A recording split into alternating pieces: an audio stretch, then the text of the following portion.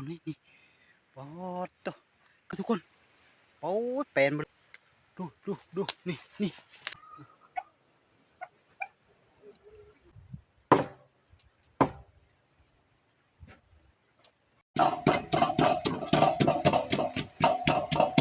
เลยครับ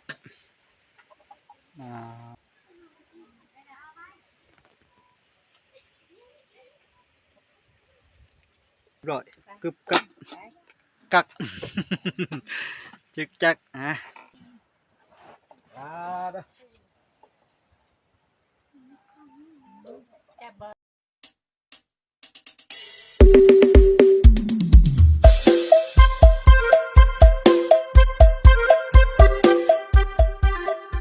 ับทักทายสบายดีพี่น้องปองป่ายนะมื้อนี้พบกับเบาค่ำเช่นเก่าเช่นเคยทุกคนเนาะมื้อนี้กับบรรยากาศครึมๆทุกคนนะพอดีกับบรรยากาศหน้านอนนะมื้อนี้อากาศเริ่มหนาวมาแล้วทุกคนอย่าลืมดูแลสุขภาพเลยทุกคนมื้อนี้เบาค่ำจะพาทุกคนไปยามแฮวหนูก็ทุกคนนะเบาค่ำใส่ไว้เมื่อวานนี้เนาะมื้อนี้สิไปยามลงเบิ่งบ่ฮู้สิได้บ่ฮู้จะได้หรือบ่ได้ทุกคนนะไปหาลุ้นนำกันเนาะฝากกดไลค์กดแชร์กดติดตามให้บอกคำเลยเด้อทุกคนพอได้กำลังใจเนาะจะได้บ่พลาดคลิปต่อไปว่าบอกคำที่พลาดทุกคนไปเฮ็ดอีหยังนะทุกคน หนูอยู่โซนมันตนบ่ข้ามทุกคนเนี่ยโซนนี้ละบ่ไกลปานใดเนาะเลาะโซนโกยนี่ทุกคนไปแล้วก็ไปกันเลยทุกคนเด้ก็ฮกตอนนี้นะมาโกยกันทุกคนคำท่านใดตัดอยู่ทุกคนนะพกอยู่นี่โกยก็เริ่มเป็นสูงนี่ทุกคน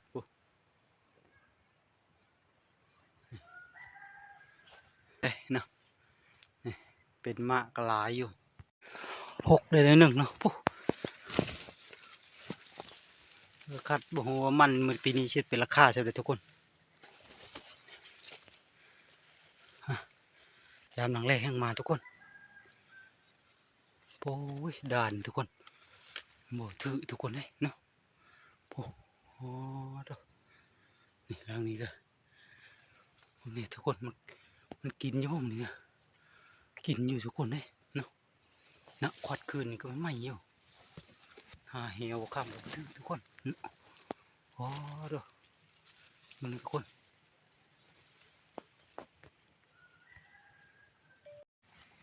บ่ถือทุกคนเลยลูมไปทั้งไม้นี่กระโบงวิดไปทุกคนนี่โอ้ดูมันต่ำไปทุกคนแสดงสลาดและหนูทุกคนเลยมันนี่ก็ทุกคนเป็นจะได้โอ้ยมองปิ่นไปทุกคนเลยนี่ปอดตัวเกือบไปทุกคนเลยนี่โอ้ตัวรุดไปนิดหนึ่งนี่ปอดนี่ก็คำแปลงมองก็ทุกคนเบิ่งควัดขนาดทุกคนเลยโอ้เจอเลยทุกคนนี่เห็นไหมทุกคนโอ้แปลนไปเลยทุกคนเลยนี่โอ้บักไงเลยทุกคนดูนี่โอ้เจอเลยทุกคนมาดูโอ้ยหนูพุกทุกคนมึงนี่ปาดเด้อเอาเขาแล้วทุกคนเลยบาดนี่บักไงทุกคนปาด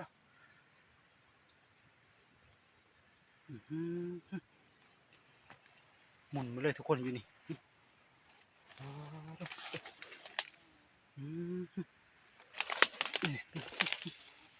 โอ้บักไงทุกคนนี่ทุกคนโอ้มานี่โดนเต็มทุกคนนี่นี่ทุกคนโอ้ยบักไงทุกคนเลยกว่าแขนบักคำนี่โอ้กำบ่หอบทุกคนต้องเอ็ดยองไปเลยทุกคนว้าว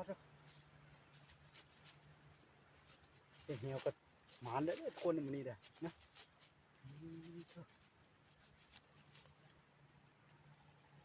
แล้วทุกคนนะคำทับหมานเอาแล้วนี่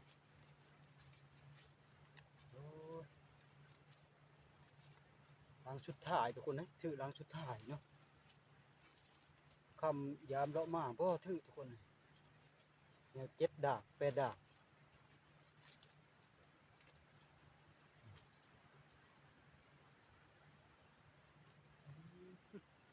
มันต้นบ่คำมันหลายเติบทุกคน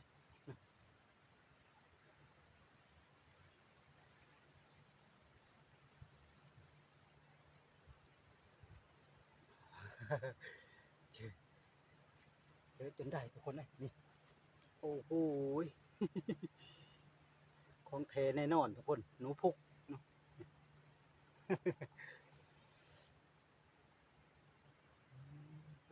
ตัวผู้บ่โอ้ตัวผู้ตัวนะตัวแม่ท่านใดดีนะแต่ตัวผู้มันนะสุดยอดสุดยอดกดเดี๋ยวคำยายไม่ใช่มองนี้ทุกคนนะหลักเหวพอคำกันเลยใส่มองนี้ทุกคน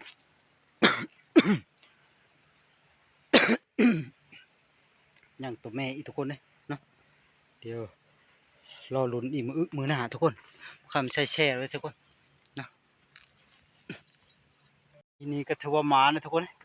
ต้องใช้แต่6 ปีกับมารทั้งหมดทุกคนเนาะเดี๋ยวตรงๆทุกคนเนาะบักใหญ่เลยทุกคนได้เมนูเด็ดทุกคนมานี่นะเดี๋ยวคำมาเห็ดกินกันทุกคนนี่ทุกคน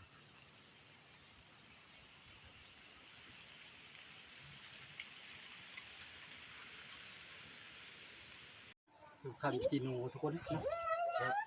คือขี้เท่าเลยทุกคนคำชีลกคนนะทุกคน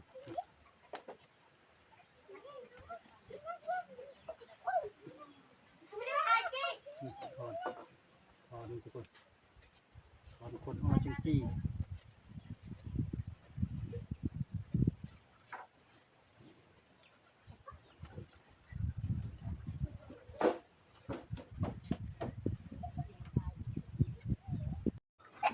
คำเท้าจี้กันทุกคน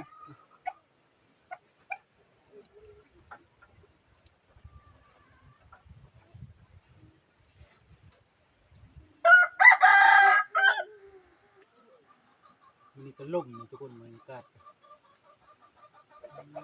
มันทุกคน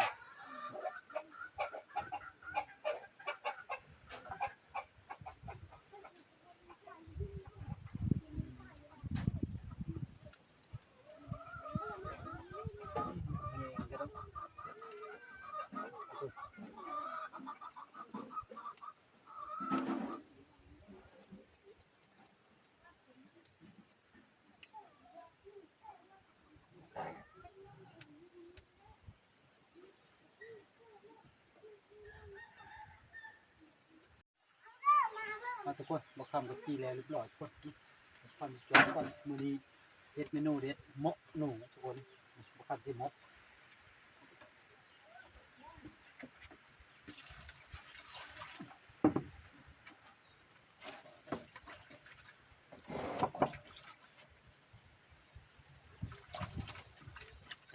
มันขนาดทุกคนมึงเน้น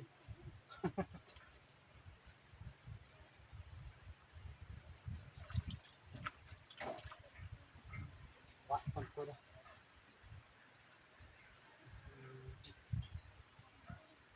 มึงกินมันตัวทุกคนมัน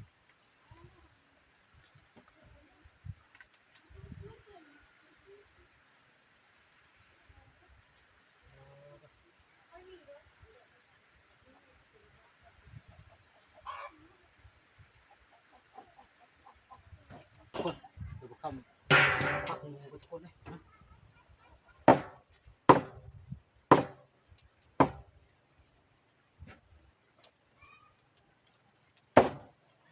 ดูเลยทุกคนมันนี่นะ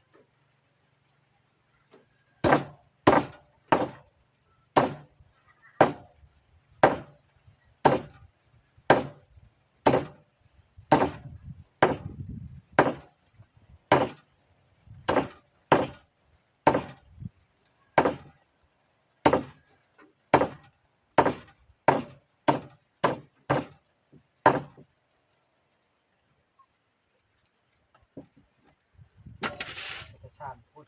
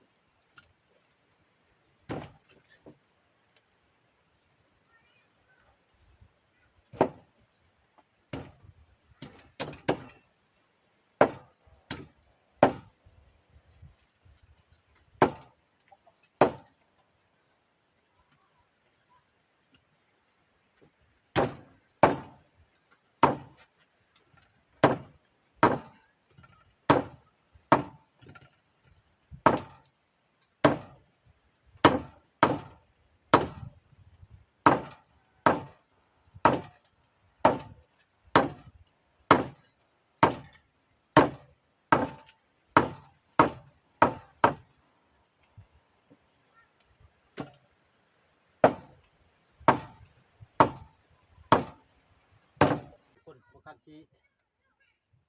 ครับมันจะคือเส้นดูคำช่อยได้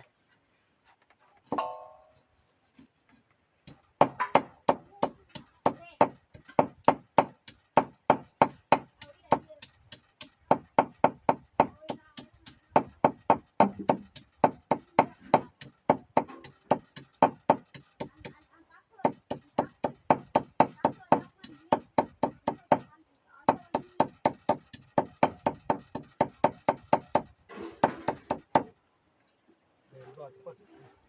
ชนี้เลยทุกคนเลยนี่เดี๋ยวคำนี้ตำมาพิษใช่ก่อนทุกคน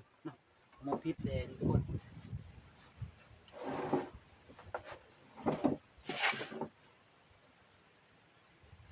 เอาพริกซุกเลยทุกคนเลยซุกแด่ยิบแด่ผสมเดียวจะได้เนื้อแดง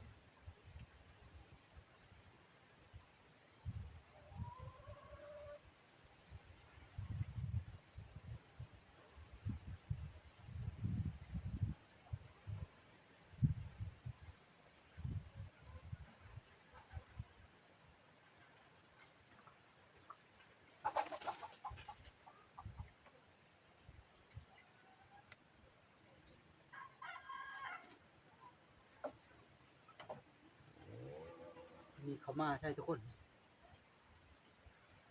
ในข้าวมาในเลยทุกคนประมาณนี้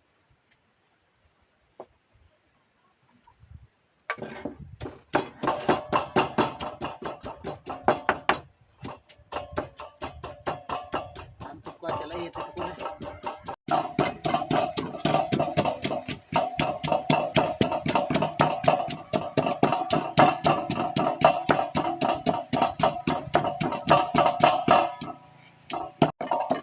ละเอียดแล้วทุกคนนะคำที่เอาผสมกับเนื้อหมูกับทุกคนเลยเรียบร้อยทุกคนสวอนไปจิกคุกสวอนได้หมกได้คำเฮ็ดมีให้เพิ่นซื้อเป็นโน่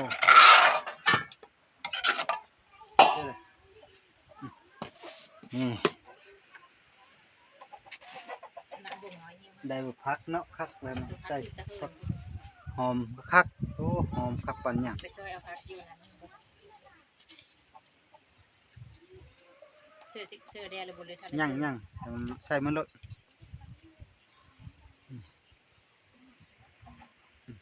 ทุกคน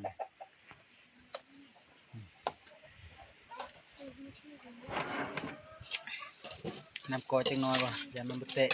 ได้ป่ะก็จะทำเงิน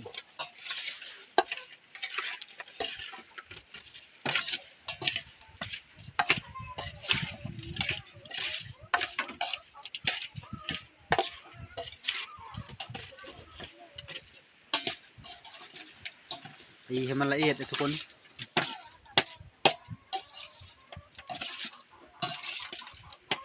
สวรรค์มาเตรียมเป็นมีตองโกยชิห่อทุกคนเลยทั้งลมทั้งพลมาไหมพลก็พลอยหนาวพลนี่แหละเป็นสีเบตองโกยก็งามทุกคน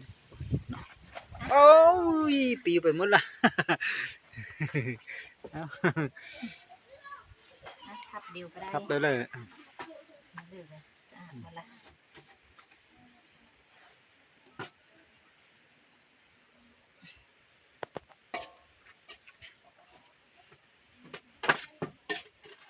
ครับต่อเลย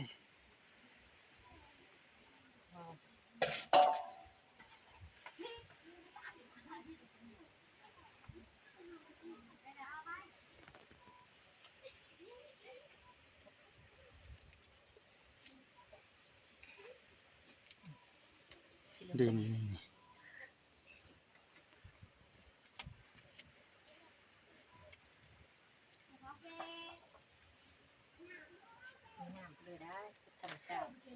นะหนึ่งมกผ่าได้หนึ่งมกเลยทุกคนเลยใส่ชึงเลย นี่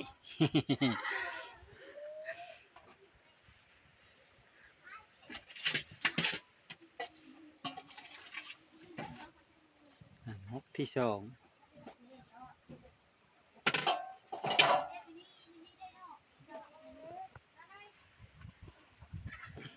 คือมกในรูอย่างนั้นเนาะ งามนะชุกไปย่านะ เดินไม่รู้ กินแซ่บนะมีอะไรก็แซ่บแน่นอนสามนะทุกคนมันมกสุดท้ายทุกคนสี่มกทุกคนมกเฮ็ดมกมาลุมเลยเด้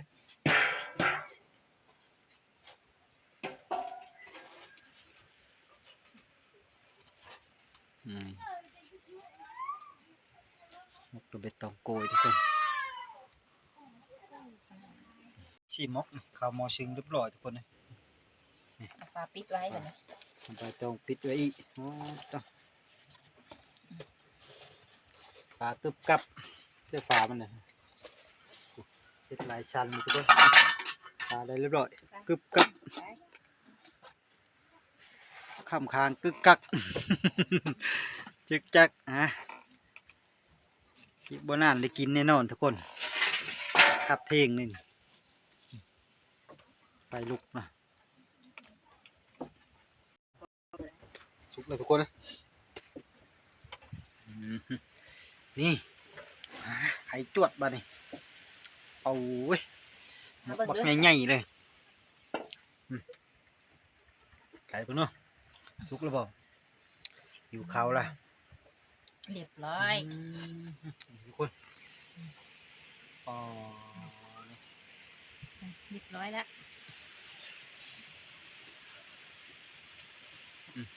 ทุกคนหอมละกินดังห่วยๆนะสวรรค์เพิ่นตำข้าวปุ้นน้ำเลยทุกคน อันนี้จะอุ่นไว้ก่อน กินหอมขนาดทุกคนเลย น้ำ อ เต็ ด ม บ่ได้แล้ว ไปเอาไปกินมาเนี่ยเซิร์นค่ะลูก ทุกคน สบายดีป้าลุงมากินข้าวกันสบายดีป้าลุงมากินข้าวกันนี่ แซ่บๆโลดอ้าวตีข้าวนี่ข้าวเหนียวบักใหญ่ๆนี่เด้อ แซ่บเบอร์จ้า เจ้าจ้าบ่นี่ต้องตอบโลด ตามติด เรื่องแซ่บ